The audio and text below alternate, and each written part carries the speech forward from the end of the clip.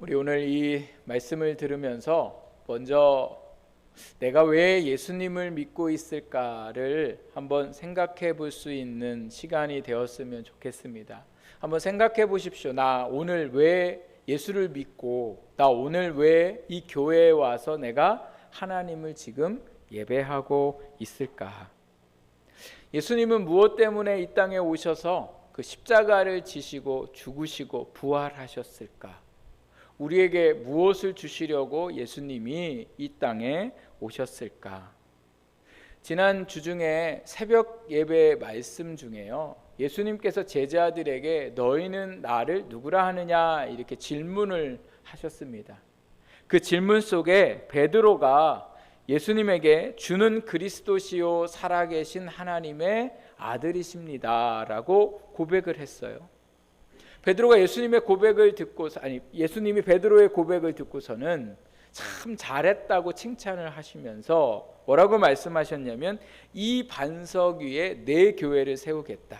즉 너의 믿음의 고백 안에 내가 교회를 세울 것이다. 이렇게 말씀하셨습니다. 이렇게 칭찬받은 베드로가요, 그 다음 말씀에 가보니까 예수님에게 책망을 받게 되는데, 예수님에게 책망받는데 보통 책망받는 게 아니라 예수님이 베드로에게 뭐라고 얘기했냐면 사탄아 물러가라 이렇게 말씀하세요.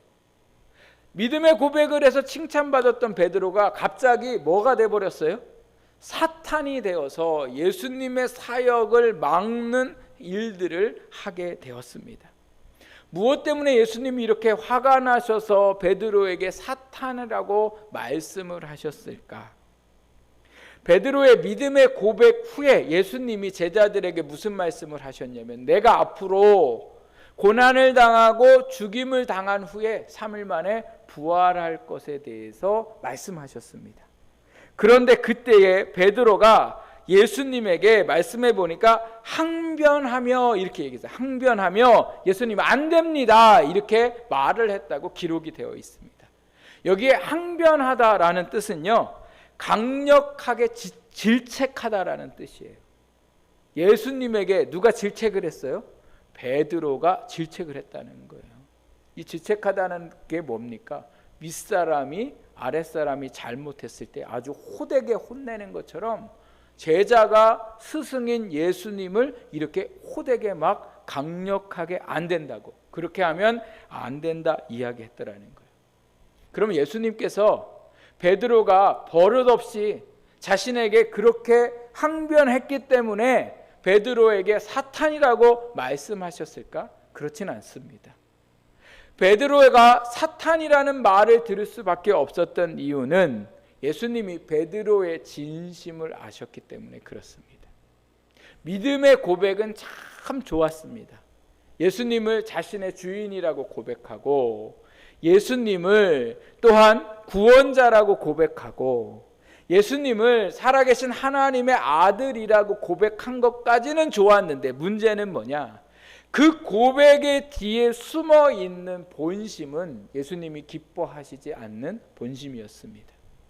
예수님의 능력과 권능과 예수님의 그 놀라운 그것을 가지고 베드로는 뭐 하고 싶었냐면요, 이스라엘의 독립되기를 원했습니다. 로마의 정부로부터 해방되고, 그리고 지금 있는 종교 지도자들이 자신들의 배만 불리고 있는 이 모든 사람들을 다 몰아내고는 예수님의 능력과 권능으로 나라가 독립되고 새로운 하나님의 나라가 세워지기를 원했더라는 거예요. 그러니까 예수님이 원하시는 하나님의 나라가 아니라 제자 베드로와 제자들이 원하는 나라는 다른 나라였습니다. 당시에 얼마나 많은 백성들이 예수님을 따라다녔는지, 가는 곳마다 예수님을 다 추종하고 예수님이 하고자 하는 대로 하길 원하고, 그렇게 많은 사람들이 따라서 이 여세를 몰아가지고요, 예루살렘에 입성해서 이제 곧 하나님의 새로운 나라가 이스라엘 안에 세워지고, 예수님은 왕으로, 그리고 자기들은 왕의 신하들로 높은 자리에서 나라를 다스리고 새롭게 할 것을 기대를 했기 때문에 예수님이 어떻게 하셨다고요? 이 베드로의 본심을 아시고 사탄아 뒤로 물러가라 이렇게 말씀하셨습니다. 제가 이 말씀을 보면서 제자 베드로와 제자들의 예수를 믿는 믿음과 예수님을 고백하는 그 고백의 뒤에 있는 모습이 오늘 우리의 삶의 모습과 별반 다르지 않는 것을 깨닫게 됩니다. 우리도 예수님을 고백합니다. 그분의 구원을 고백하고 하나님의 아들이심을 고백하고 그분이 신이심을 고백하지만 우리도 예수님을 믿는 이유는 무엇일까 가만히 생각해 보면 예수님 통해서 좀 내 삶에 물질의 문제가 해결되고 경제적으로 좀 풍성한 삶을 살기를 원해서 우리가 예수님을 믿고 있을 때가 있죠. 또 예수님을 믿는 이유가 질병으로부터 치료받고 건강한 삶을 살기 위해서 예수를 믿을 때도 있습니다. 또 예수님을 믿으면 자녀가 잘 되고 또 좋은 데 취업하고 또 잘 살기를 원하는 마음 때문에 예수님을 믿고 있는 분들도 있습니다. 만약 우리가 이런 이유로 지금 예수님을 믿고 있다면 우리의 믿음은 베드로처럼 잘못된 믿음이고 예수님이 원하시는 삶이 아니라는 거죠. 이런 마음으로 우리가 예수님을 믿으면 어떻게 될까요? 우리의 마음은 실망할 수밖에 없습니다. 왜요? 예수님 믿으면 내가 원하는 대로 잘 될 것 같지만 사실 예수님 믿는다고 해서 내가 원하는 대로 잘 될 수도 있고 안 될 수도 있습니다. 예수님을 생각해 보면 예수님은 하나님의 아들이셨으니까 이 땅에 오셔서 잘 사셔야 되잖아요. 우리가 생각하는 그 잘 사는 기준에 따라 전도하러 가실 때에 막 예수님은 하나님의 아들이시니까 능력도 있으니까 말도 좋은 말 타고 막 이렇게 다니셔야 되잖아요. 또 가는 곳마다 좋은 집에서 또 좋은 것 먹고 막 이렇게 여행하듯 복음을 전하고 이래야 사람들이 야, 저 예수님 믿으면 저렇게 좋은 집에서 사는구나. 예수님 믿으면 저렇게 좋은 거 타고 다니는구나. 예수님 믿으면 저렇게 좋은 거 누리며 사는구나. 이렇게 살아야 되는데 예수님은 살아가시면서 뭐라고 말씀하시냐면 인자가 머리 둘 곳이 없었다는 거예요. 예수님 믿으면 잘못하면 뭐예요? 집도 없이 살아가게 되는 거예요. 먹는 것도 시원찮게 먹을 수밖에 없는 형편 속에 살 수도 있습니다. 그럼 우리가 왜 예수님을 믿어야 될까? 예수님을 믿는다는 게 도대체 뭘까? 오늘 이 주신 말씀을 통하여 다시 한번 예수님을 믿는다는 것이 무엇인가를 우리가 다시금 생각할 수 있는 복된 시간들이 되시기를 주님의 이름으로 부탁드립니다. 오늘 읽은 이 말씀은요, 지난 주일 오후에 함께 나눈 말씀의 일부분인데요. 제가 이 말씀 중에 특별히 이 17절 말씀이 저한테 참 많은 것을 깨닫게 해 주었습니다. 이 17절 말씀의 배경들을 보면 로마 교회 안에 갈등이 있었는데 어떤 갈등이 있었냐면 먹고 마시는 것에 대한 갈등이 있었습니다. 유대인들의 전통을 이어받은 유대인 예수 믿는 사람들은 유대인들이 우상에게 올려졌던 우상에게 제사 지내면서 쓰였던 그 제물들에 대해서는 안 먹어요. 그런데 로마에 살고 다른 나라에 살던 사람들이 예수님을 믿었던 사람들은 우상에게 쓰여진 제물이라도 그것을 시장에서 사다가 먹는 것에 대해서 별로 거리낌이 없었더라는 거죠. 그래서 이 문제로 먹고 안 먹는 걸로 갈등이 있었는데 교회 안에 누가 주류를 이루고 있었냐면 먹는 사람들, 즉 이방인 사람들이 더 많이 있어서 먹지 않는 사람들을 비판하고 정죄하면서 그들을 어렵게 했더라는 거죠. 또 먹는 거에 있어서 절제하지 않고 믿지 않는 자들과 똑같이 먹고 마시는 그들의 모습을 보면서 믿는 자로 본이 되지 않았습니다. 그래서 사도 바울은 교회에 뭐라고 쓰였냐면 하나님의 나라는 뭐에 있지 않다고 말씀하고 있습니까? 먹고 마시는 것에 있지 않다는 거예요. 그러면서 오직 성령 안에 있는 의와 평강과 희락으로 살아가야 한다고 말씀을 하고 있습니다. 제가 이 말씀을 보면서 하나님의 나라는 뭐에 있지 않다고요? 먹고 마시는 것에 있지 않다는 거죠. 현대어 성경이 있는데요. 그 현대어 성경에 이 17절 말씀을 이렇게 번역했습니다. 여러분 17절 잘 보시면서 제가 현대어 성경으로 읽어볼 테니까 어떤 뜻인가 한번 다시 보세요. 우리 그리스도인에게 무엇보다 중요한 일은, 이렇게 말합니다. 우리가 읽은 성경에는 하나님의 나라는 이렇게 이야기하는데, 하나님의 나라라는 게 뭐예요? 우리 그리스도인에게, 이렇게 말씀하는 거죠. 그러니까 예수 믿는 사람들에게 무엇보다 중요한 일은 우리가 무엇을 먹고 마시느냐 하는 것이 아니라 하나님께 의로운 사람으로 인정을 받고 예수의 평화를 이룩하며 성령이 주시는 기쁨을 누리는 것입니다. 이렇게 말씀하세요. 우리가 예수 믿는 이유는 예수 믿어서 잘 먹고 잘 살고 건강하고 좋은 것을 누리며 살기 위해서 예수님 믿는 거 아니라는 거예요. 그럼 예수 믿는 이유가 뭐냐?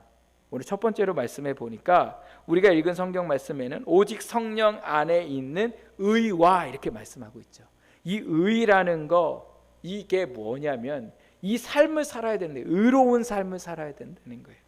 보통 의로운 삶은요, 세상에서 이야기할 때 정직하고 착하고 바르게 살아가고 누가 어려우면 도와주고 이렇게 살아가는 거, 참 저 사람은 의로운 사람이다, 진리를 위해 목숨도 내놓는 사람을 의로운 사람이라 이렇게 말씀을 하는데, 하나님 안에서 예수 믿는 사람들에게 하나님이 말씀하시는 의는 뭐냐? 마태복음 6장 33절 말씀에 보니까요, 너희는 먼저 그의 나라와 그의 의를 구하라 이렇게 말씀합니다. 하나님의 의, 우리가 여기서 말씀하고 있는 예수 믿는 사람들이 살아가야 할, 무엇보다 중요하게 여겨야 할 것은 하나님의 의를 이루는 삶을 살아야 한다는 거예요. 뭐에 있지 않다고요? 먹고 마시는 게 있는 게 아니라 우리를 구원받은 우리가 살아야 할 삶은 하나님의 의를 위해 살아가야 한다는 거예요.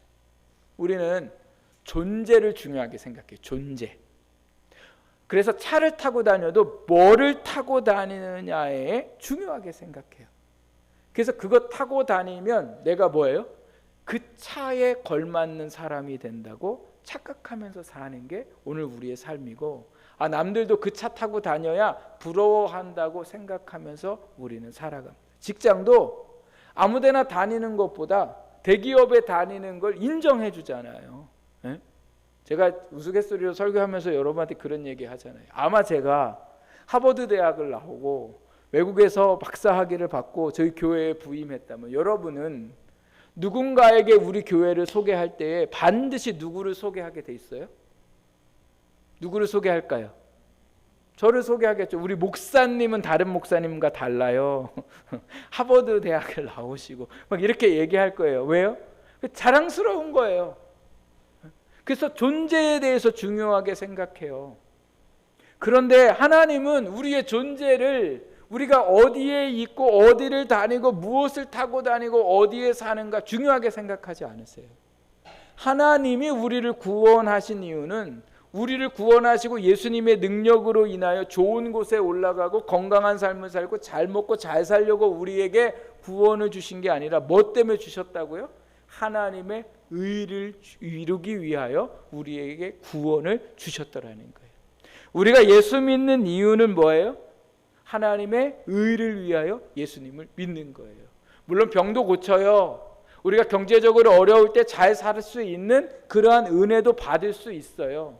또 더 좋은 자리에 성공한 삶을 살 수 있어요. 그러나 그러한 삶을 살 수는 없을 수도 있어요. 그러나 오늘 우리가 반드시 살아가야 할 삶은 뭐냐? 하나님의 의를 위해 살아가야 되더라는 거죠. 예수님이 요한복음 6장 27절에 뭐라고 얘기하셨냐면, 썩을 양식을 위하여 일하지 말고, 뭐를 위하여 일하지 말라고요? 썩을 양식을 위해 일하지 말래요. 썩을 양식이 뭐예요? 우리가 먹고 마시고 누리고 살아가는 삶은 썩는 거예요. 뭐예요? 우리가 죽고 나면 썩잖아요. 그러니까 오늘 우리가 썩고 나는 일들에만, 아무 소용없는 일들에만 우리가 그것을 위해 일한다는 거예요. 그러면서 예수님이 하신 말씀이 뭐냐? 영생하도록 있는 양식을 위하여 하라 이렇게 말씀하세요. 무엇을 위해서요? 영생하도록 하는, 우리의 영혼이 살고 우리의 마음이 살고 우리가 살아갈 수 있는 힘의 원동력인 이 영혼이 사는 것을 위해서 너희가 뭐예요? 일하라는 거예요. 이 양식은 인자가 너희에게 주리니, 이게 예수님이 우리에게 주시겠다고 하면서 인자는 아버지 하나님께서 인치신 자니라 이렇게 말씀하죠. 그러면서 요한복음 4장 33절에 뭐라고 말씀하시냐면 예수께서 이르시되 나의 양식은, 자, 예수님이 이제 주실 양식에 대해서 말씀하신데 나를 보내신 이의 뜻을 행하며, 나를 보내신 이가 누구예요? 하나님의 뜻을 행하며 그의 일을 온전히 이루는 것이니라 이렇게 말씀하세요. 우리는 때로 예수님을 믿는 게 좋은데 취업시켜 주세요 예수님, 그래서 제가 예수님한테 잘할게요, 이렇게 우리가 예수님을 믿고 살아갈 때가 있어요. 예수님 제가 이 병만 고쳐주시면 제가 건강 주시어서 제가 잘할게요, 우리가 이렇게 살지만 예수님이 오늘 우리를 직장에 보내시고 우리의 건강을 주신 이유는 우리가 건강하고 잘 먹고 잘 살려고 한 게 아니라 그 직장 속에서 하나님의 의를, 하나님의 뜻을 이루어 가기를 원하셔서 우리에게 직장을 주신 거고, 오늘도 우리에게 주신 이 생명을 주신 이유는 잘 먹고 잘 살고 인생 누리고 즐기며 살라고 주신 게 아니라 이 주신 생명으로 하나님의 뜻을 이루라고 오늘도 우리에게 생명을 주셨더라는 겁니다.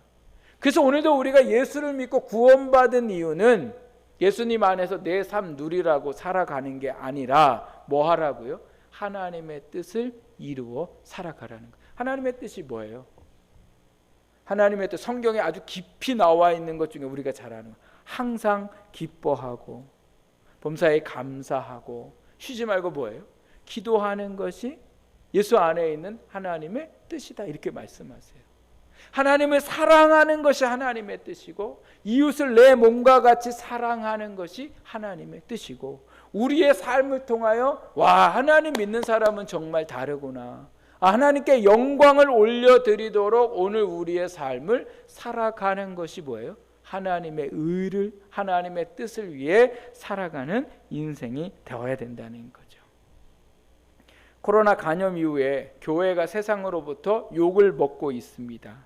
마치 예배 드리는 것이 문제가 있는 것처럼 여론과 나라가 그렇게 이야기를 합니다. 그래서 무슨 문제만 있으면 교회 안에서 문제 일어난 거죠. 그런데 여러분, 1년의 시간들이 지나고 나서 질병본부관리 거기에서 통계를 발표했는데요. 교회에서 대면 예배 드려서 마스크 쓰고 예배 드려서 확진자가 나온 경우가 없습니다. 심지어 확진자가 교회에 들어와서 마스크 쓰고 예배를 드렸는데도 그 사람 외에는 다른 사람들이 감염되지 않았습니다. 그럼 감염은 어디서 일어났냐? 마스크 벗고 함께 밥 먹고 교제하다가 문제가 생긴 일이 있는 거지, 예배 드리는 것 자체는 문제되지 않더라는 거죠. 거리를 두고 마스크를 쓰고 소독을 하는데 아무런 문제 없더라는 거예요. 그런데도 불구하고 교회 안에 계속해서 코로나가 원인인 것처럼 그렇게 여론이 그러한 일들을 하는데, 여론에 의하면 정확하지 않는 통계를 어떻게 냈냐면 30-40%가 교회발 확산이라고 이렇게 여론은 이렇게 얘기를 하고 있더라는 거예요. 그런데 질병관리본부에서 내놓은 결론은 뭐라고요? 7-8%, 그것도 교회 안에서 밥 먹고 식사하는 것 때문에 문제지 예배 때문에는 문제가 아니라는 거예요. 그런데 직장에서 교회를 못 가게 하는 거예요. 교회가 큰 문제가 있으니 갔다 오면 직장에 문제가 생길 것 같으니까 교회를 가지 않았으면 하더라는 거예요. 하나님을 예배하는 게 별 문제가 없는데 직장의 문제 때문에 하나님을 예배하지 못하는 사람들이 너무도 많다는 거예요. 예배하는 게 문제였으면 온라인으로 예배해야죠. 그런데 예배하는 게 문제가 없으면 직장에서 뭐라고 해도 우리가 하나님 앞에 나와야 되는데 그걸 못하는 거죠. 우리가 왜요? 자신이 없으니까, 염려되고 걱정이 되니까. 그런데 놀라운 건 직장에 가서 동료들하고 마스크 벗고 밥 먹는 건 걱정 안 한다는 거예요. 마트에 가보세요. 몇천 명이요. 거리두기 안 합니다. 온도 체크 안 합니다. 이거 씁니까? 안 씁니다. 그런데 그냥 장보러 잘 다녀요. 그런데도 불구하고 걱정 안 해요. 근데 예배에 오는 건 걱정하는 거예요. 오늘 우리의 믿음이 정말 하나님의 의를 위해 우리가 살아가고 있는가? 이게 오늘 우리에게 다시 한번 질문해야 합니다. 자녀들이 친구를 만나서 논다는 때는 내버려 둬요. 학원 가는 거 내버려 둬요. 괜찮다고 생각해요. 근데 교회에 와서 예배 드리면 안 된다고 생각해요. 자녀들을 교회 데리고 오지 못하는 교회들. 지금 청년들을 비롯하여 중고등부 교회 학교가요. 저희 교회는 아예 이렇게 너무 미흡하지만 아예 교회들이 정말 어려움 가운데 있는 교회들이 얼마나 많은지 모릅니다. 하나님의 의를 위해 살아야 되는데 우리가 지금 뭐를 걱정하고 살아 있는가? 우리가 이 사순절 기간에 내가 정말 하나님의 의를 위해 살고 있는 사람인지 아니면 내 육신에 먹고 마시는 것을 위해 살고 있는 사람인지 우리의 믿음이 다시금 온전히 회복되어지기를 부탁드립니다. 살아가는 순간에서도 마찬가지입니다. 직장과 사업의 일에 있어서 누군가를 대함에 있어서 정직한 것에 오늘 우리가 민감한 신앙이 돼야 되는 거죠. 예수 믿는데도 똑같아요. 이 사람들이 이렇게 하니까 저 사람들이 저렇게 하니까. 제가 알고 있는 장로님이 그런 얘기 하시더라고요. 직장에서 출장을 보낸대요. 출장. 그 출장비가 정해져 있는데 안 쓰면 그냥 회사에 반납을 해야 되는데 그 쓰면 자기한테 좋은 거예요. 그러니까 가서 자기 식구들 선물도 사고 막 기록한다네. 근데 이 문제는 이 장로님하고 출장을 잘 안 가려고 한대요. 왜냐하면 못 쓰게 하니까. 그냥 자기만 안 쓰면 되는데 그렇게 하지 말라고 자꾸 얘기하고 이러니까 같이 가기가 부담된다는 거예요. 회사 돈을 자기 마음대로 자기 유익을 위해서 쓰고 또 자기 위해서 썼는데 영수증 청구해가지고 돈 받아내고 이게 그런데요. 예수 믿는 사람이나 안 믿는 사람이나 직장에서 똑같이 그러한 일들을 한다는 거예요. 우리 그러라고 직장 보내신 거 아니에요. 직장은 오늘 우리 먹고 살고 이자 하는 게 아니라 하나님의 선교지이고 복음을 전하는 곳이고 우리가 그 직장의 일을 통하여 하나님께 영광을 올려드리는 거예요. 주신 시간에 일을 어떻게 하면 덜 할까가 아니라 정말 최선을 다하여 일하고자 하는 그 삶이 바로 뭐예요? 의로운 삶이고 어떻게 하면 이 어려운 일들을 다른 사람에게 미룰까 고민하는 그러한 직장인들이 아니라 어떻게 하면 내가 저 일들을 잘 감당할 수 있을까 생각하는 것이 바로 뭐예요? 하나님의 의를 이루는 거예요. 그게 오늘 예수를 믿게 되는 이유고 우리를 구원하신 이유입니다. 학생들도 마찬가지죠. 내게 주신 이 시간들을 공부하는 데에 전념하고 하나님 앞에 기도하고 살아가는 그 시간들 속에 그게 바로 뭐예요? 하나님의 의를 이루어 살아가는 거죠. 먹고 마시는 데 몰입하고 어떻게 하면 잘 먹고 잘 살까가 아니라 내 삶의 목적은 하나님의 의를 이루는 것임을 여러분 다시 한번 믿으시기 바랍니다. 한번 따라해 보세요. 하나님이 주신 의는 하나님의 목적에 따라 살아가는 것입니다. 네, 오늘 우리가 예수 믿는 이유는 하나님의 목적에 따라 살아가기 위해 예수 믿는 겁니다. 두 번째는요. 오늘 말씀해 보니까 평강에 대해서 말씀하세요. 그러니까 오늘 우리가 예수 믿는 이유는 하나님이 주시는 평강을 누리며 살아가게 하기 위해서 우리에게 예수를 믿게 하셨더라는 거죠. 이 평강은요, 평안을 말하는데요. 사람은 언제 평안을 느낄까요? 성공하면 평안하다고 생각해요, 우리는. 또 배부르면 평안하다고 생각하고 경제적으로 부유하면 평안할 것 같아요. 그런데 여러분, 정말 그럴까요? 우리가 성공하고 경제적으로 부유하고 배가 부르면 평안을 느낄까? 가장 행복한 나라 조사해 보니까 어떤 나라였습니까? 경제적으로 잘 사는 나라였습니까? 못 사는 나라였습니까? 못 사는 나라. 자살률은 어디가 높습니까? 못 사는 나라가 높습니까? 잘 사는 나라가 높습니까? 여기 잘 사는 나라는 제가 얘기하는 건 경제적인 거예요. 네?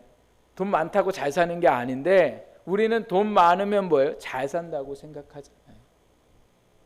아니, 부유하면, 남들보다 더 많은 것을 누리면 더 행복해야 되잖아요.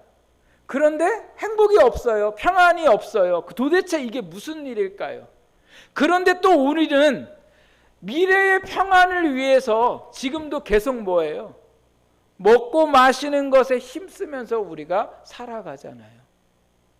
평안이 분명히 없다고 세상이 결과적으로 얘기를 해줬는데도 우리는 또다시 그 평안을 위해서 엉뚱한 일들을 하고 살아가더라는 거예요. 그러니 수고만 하고 애만 쓰지 평안함이 우리에게 없더라는 거예요. 그러면 오늘 이 평안은 어떻게 우리 안에 있을까? 오늘 17절 그 중간에 보면 뭐라고 말씀하고 있습니까? 오직 어디 안에 있대요? 성령 안에 있다 이렇게 말씀하세요.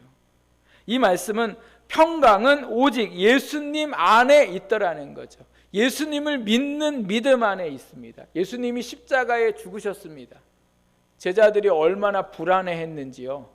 예수님처럼 자기들도 십자가에 죽을까 봐 두려웠고 사람들이 자기들을 붙잡을까 봐 두려워서 방에 모여 앉아서 문 꼭 걸어 잠그고 어떻게 해야 할지 몰라서 염려하고 있을 때에 예수님이 부활하신 날 제자들에게 찾아오셔서 처음 하신 말씀이 뭐냐면 너희에게 평강이 있을지어다 이렇게 말씀하세요. 사람은 뭐가 있어야 살아요? 마음이 평안해야 사는 거예요. 환경이 바뀌어야 사는 게 아니라니까요.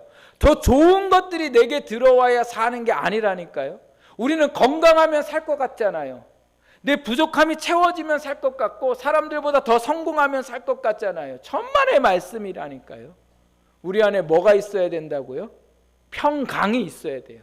평안이 있어야 돼요. 세상의 것을 누린다고 평안이 찾아오는 게 아니라 예수님의 평강이 우리에게 있어야 우리가 어떠한 세상에서든지 살아갈 수 있더라는 겁니다. 예수님이 제자들에게 평강이 있을지어다 말씀하셨을 때 제자들의 두려운 마음이 다 사라지고 그들 안에 뭐예요? 평강이 임한 것처럼 오늘 우리도 예수님이 우리와 함께 계심을 믿는 믿음이 있을 때에 우리 안에 뭐예요? 평강의 역사가 평안의 역사가 있더라는 거죠. 그 예수님이 우리에게 어떻게 함께 하십니까? 성령으로 예수님을 고백하는 우리 가운데에 함께 하시더라는 거죠. 그래서 그 평강의 주님께 우리가 뭐예요? 평강을 구하셔야 됩니다. 그래서 빌립보서 4장 6절 말씀 7절 말씀에 보면 아무것도 염려하지 말고 오직 모든 일에 기도와 간구로 너희 구할 것을 감사함으로 하나님께 아뢰라. 그리하면 모든 지각에 뛰어난 하나님의 평강이 그리스도 예수 안에서 너희의 마음과 생각을 지키시리라. 아멘. 여러분 오늘 모든 염려와 근심이 있을 때에 하나님 앞에 기도하면 너희 모든 염려 문제가 해결되겠다고 응답하신 게 아니라 뭐 하시겠다고요? 너희의 마음의 생각을 지키시겠다 이렇게 말씀하세요. 문제는 언제 해결될지 몰라요. 금방 될 수도 있고 안 될 수도 있어요. 그러나 중요한 건 문제가 해결되기 전까지 또 문제가 해결되고도 하나님의 평강이 내 안에 있어야 살아갈 수 있더라는 거예요. 그래서 오늘도 우리가 어려움 가운데 있을 때에 또 염려 가운데 있을 때에 뭐예요? 평강으로 살아갈 수 있는 거예요. 문제 있는 인생은 없어요. 그래서 문제 때문에 늘 두려워해요. 하나 해결되면 또 다른 문제들이 우리를 기다리고 있어요. 그래서 우리 안에는 문제가 해결되는 게 중요한 게 아니라 문제 가운데 평안하게 살아가는 것이 오늘 우리에게 무엇보다 중요하고 예수님을 믿는 우리에게 예수님이 이 평강을 주셨다고 말씀하고 있습니다. 제가 대학 시절에 저희 집이 얼마나 어려워졌는지요. 집도 다 날아가고 저희 아버지도 직장을 다니시다가 명퇴하시고 퇴직금도 다 없어졌어요. 다 없어지니까 세상에 집에 쌀도 떨어지고 저희 아버지가 이 추운 날인데 보일러를 추워서 틀어놓으면 어느새 가서 꺼놓으시고 어느새 가서 꺼놓으시는 거예요. 왜 그래요? 이게 생활비가.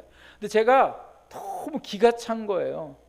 아니 어떻게, 제가 대학 다닐 때에도 제 주변에 그렇게 못 사는 사람들을 제가 잘 보지 못했는데 지금 못 사는 사람이 누구 집이 됐냐면 우리 집이 된 거예요. 제가 금요 철야 기도회 가갖고 내가 얼마나 하나님 앞에 원망했는지 몰라요. 아니 너무 기가 막히고 정말 하나님 앞에 이렇게 웃음밖에 안 나요. 하나님 어떻게 이 세상 지금 이 시대에 쌀이 떨어질 수 있습니까? 어떻게 지금 우리가 이렇게 돈이 없어서 어려울 수가 있습니까? 제가 막 하나님 앞에 원망을 쏟아내고 기도를 막 하는데 하나님이요 제 기도를 어떻게 바꾸셨냐면 이렇게 바꾸셨어요. 주님이 고난 받으셨으니 그 고난이 내게 합당합니다. 주님이 배고프셨으니 그 배고픔이 제게 합당합니다. 주님만으로 제가 살 수 있습니다. 여러분 이게 제가 고백하려고 하는 게 아니라 제 안에 성령님이 저에게 이렇게 고백하게 하시더라는 거예요. 막 쌀 떨어지고 돈 없고 막 이렇게 하니까 못 살 것 같아서 막 하소연하고 하나님을 원망하는 기도를 했는데 하나님이 제 안에 마음에 평강을 주시니까 이제는 뭐예요? 없어도 살 수 있다는 거예요. 여러분 정말 없어도 살 수 있습니다.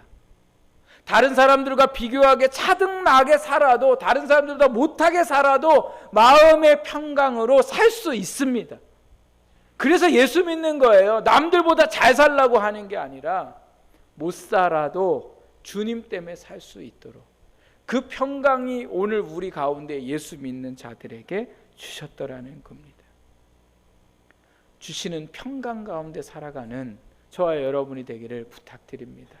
마지막으로 오늘 말씀해 보니까 그리스도인들은 어떻게 살아가야 되냐? 희락으로 살아가야 된다. 뭘로 살라고요? 희락. 여기 희락은요 기쁨과 즐거움으로 살아가라는 말씀이에요. 요즘에 기뻐할 일 있습니까? 즐거워할 일 있습니까? 세상을 바라보면 기뻐하고 즐거워할 일이 아니라 오히려 염려하고 걱정할 일밖에 없습니다. 그런데 오늘 우리가 어떻게 이 희락, 기쁨과 즐거움 가운데 살아갈까? 질병 가운데 있던 사람이 건강을 되찾으면 기쁠 수 있어요. 그러나 그 기쁨도 잠시고 물질의 어려움 때문에 물질의 문제가 해결되었을 때에 그 기쁨도 잠시고 우리 자녀가 잘 되고 성공하고 합격해서 그 기쁨도 잠시라는 거죠. 어디에 보니까 이런 말이 있더라고요. 맛있는 음식을 먹으면 하루가 행복하고 신발을 사면 일주일이 행복하고 차를 사면 한 달이 행복하고 집을 사면 1년이 행복하다는 거예요. 아니, 그럼 그 다음 어떻게 해요? 그 다음 어떻게, 제가 설교를 준비하다 보면 그 다음 어떻게 해야 될까? 행복하려면 매일매일 행복하려면 뭐예요? 매일매일 맛있는 음식을 먹으면 되고, 그럼 일주일에 행복하려면 일주일마다 뭐 사면 돼요? 신발 사면 되고, 또 한 달에 행복하려면 한 달마다 뭐 사면 돼요? 차 바꾸면 되고, 1년이 매년 행복하려면 뭐 해야 돼요? 집 사면 돼요. 돈 있어요? 돈 있다고 치더라도 제가 생각해 보니까 이렇게 살 수 있을까? 1년마다 집 바꾸고 달마다 차 바꾸고 이렇게 살아갈 수 있을까? 못 살아요. 이렇게 살면 행복할 수 있을까? 못 살아요. 행복할 수 없어요. 기쁠 수 없어요. 기쁨은요 어디에서 오냐? 성령 안에서 하나님의 의를 행할 때에 기쁨이 옵니다. 의를 행하는 건 힘들어요. 나를 죽여야 되고 나를 내려놔야 되고 욕심도 내려놔야 돼요. 하나님의 뜻을 이룬다는 건 쉽지 않아요. 그러나 그 뜻을 이루어 가면 그곳에 뭐가 있어요? 놀라운 기쁨의 역사가 있습니다. 또 희락은 어디에서 오냐? 주님이 내게 평강의 마음을 주실 때 기쁨이 넘치는 거예요. 그래서 오늘도 우리는 예수 안에 살아갈 때에 주님이 뭐예요? 주시는 기쁨과 즐거움 가운데 살아갈 수 있어요.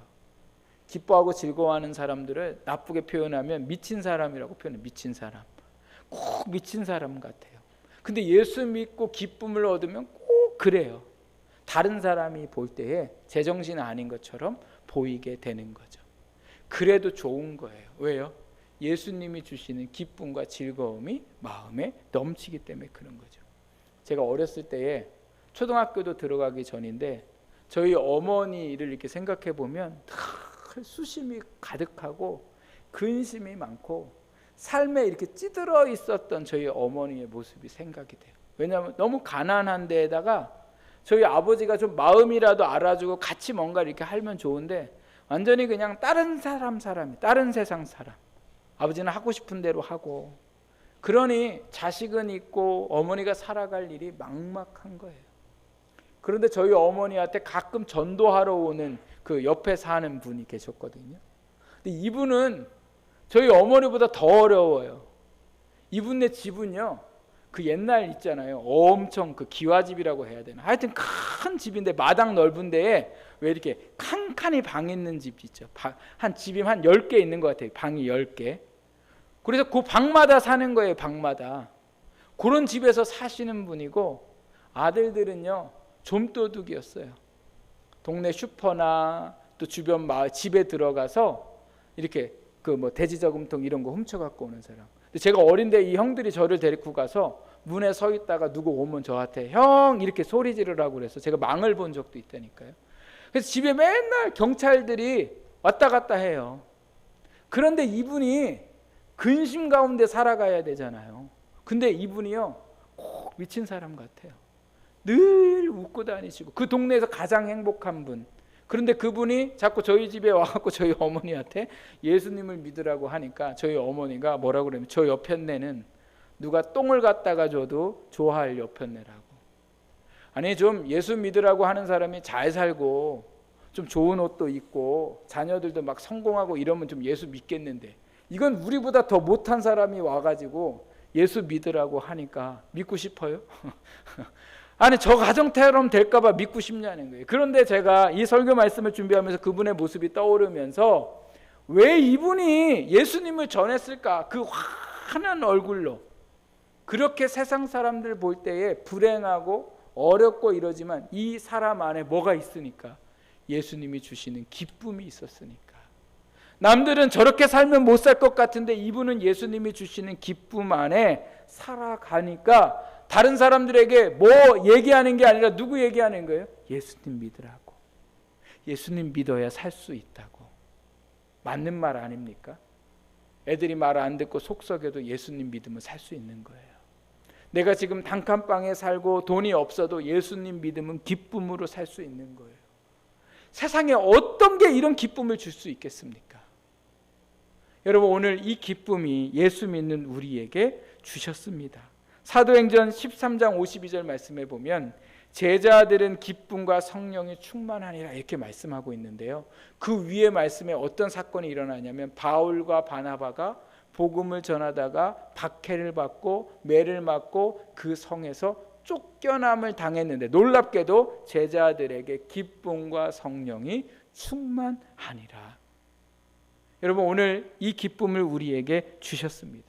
그런데 우리가 이 기쁨을 누리지 못하는 이유는 어디에 있을까요? 자꾸 세상의 기쁨을 가지려고 그러기 때문에 그래요. 먹고 마시는데 기쁨을 누리려고 살아가니까 못 누리는 거예요.